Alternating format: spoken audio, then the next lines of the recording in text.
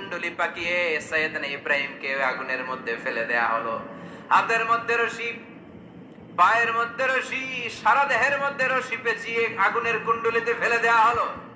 মুহূর্তের মধ্যে আগুনের প্রজ্বলন শক্তি ওই রশিগুলোকে জ্বালিয়ে পুড়িয়ে ছারখার করে দেয়, কিন্তু সাইয়েদনা ইব্রাহিমের দেহের একটা পশমও জ্বালায় না।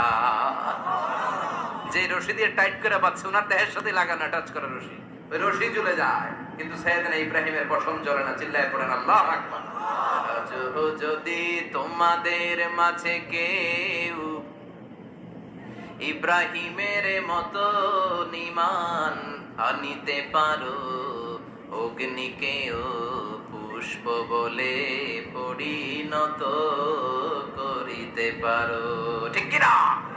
মুসার মতো ঈমান হলে রাস্তা হবে সাগর জলে, ইউসুফের মতো ঈমান হলে